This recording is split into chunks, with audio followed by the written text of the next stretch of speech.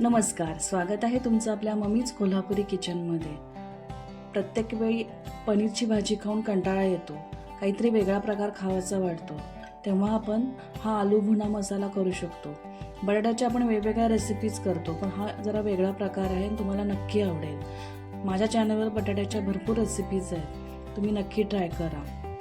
ही भाजी करायलाही सोपी आहे आणि वेगळ्या चवीची, सगळ्यांना नक्की आवडेल। भात, रोटी, पराठे, जिरा राईस कशाबरोबरही तुम्ही खाऊ शकता। चला तर मग सुरू करूया। त्यासाठी आपल्याला 2 मोठे कच्चे बटाटे लागतील। त्याच्या साली काढून व्यवस्थित पाण्यामध्ये कट करून ठेवायचे आहेत। खूप पातळ करायचे नाहीत, मीडियम साईजच्या फोडी करायच्या आहेत। एका कढईमध्ये तेल 1 टेबलस्पून गरम करा। तेल तापलं की त्याच्यामध्ये पातळ कापलेला कांदा टाका।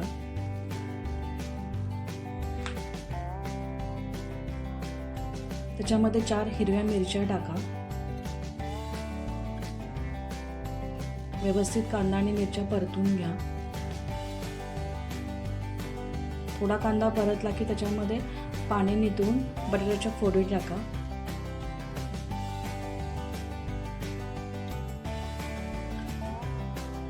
आता व्यवस्थित तो बटाटा, कांदा आणि मिरच्या भाजून घ्यायच्या आहेत। मोठे फ्लेम करायची नाही, मीडियम गॅसवरच तो बटाटा व्यवस्थित परतवून घ्यायचा आहे। थोडासा लालसर होईस्तोपर्यंत आपल्याला तो परतवायचा आहे। इकडे आपण मसाल्याची तयारी करूया। त्यासाठी 1 कांदा लागेल, 3 पिकलेले टोमॅटो लागतील,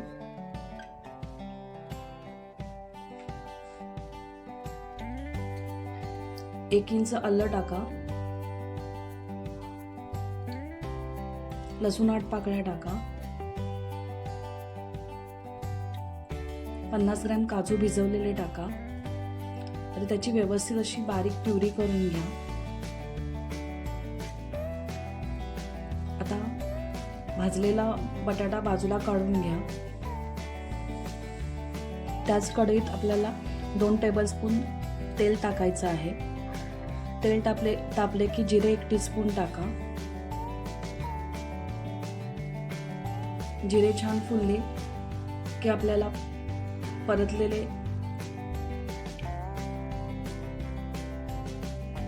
की आपल्याला ती पेस्ट टाकायची आहे।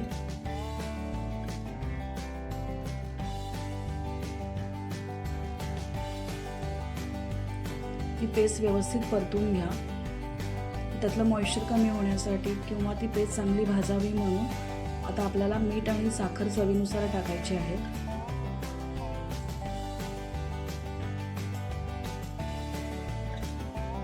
मीडियम गॅसवर एकसारखी ती पेस्ट परतत राहा।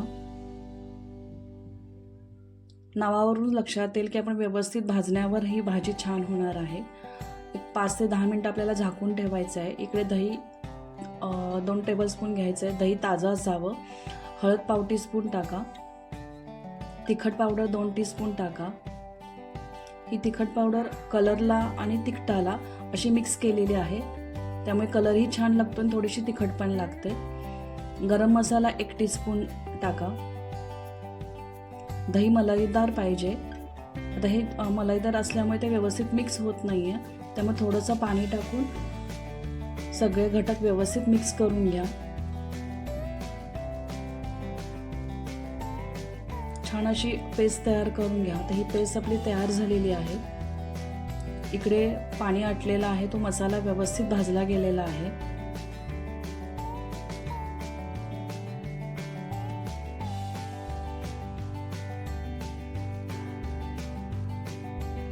आता आपण ती दह्याची आणि मसाल्यांची जी पेस्ट केलेली आहे ती पेस्ट टाकायची आहे।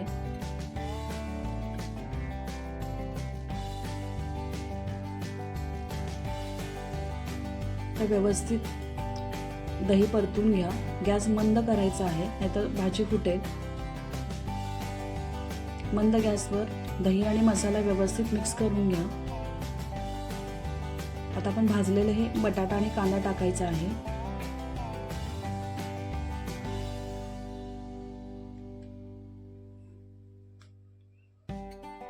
आता कांदा आणि मसाला व्यवस्थित एकत्र करून घ्या।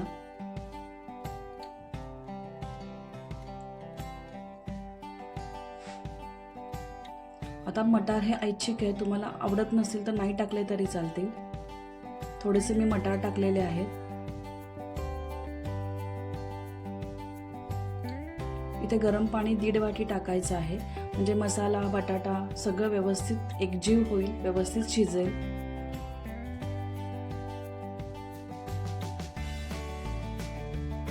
तर 5 ते 10 मिनिटं आपल्याला असंच मंद गॅसवर ठेवायचं आहे. 5 मिनिटांनी बघूया. भाजी बटाटे आणि ग्रेव्ही व्यवस्थित एकसारखी झालेली आहे. बटाटे पण शिजलेले आहेत.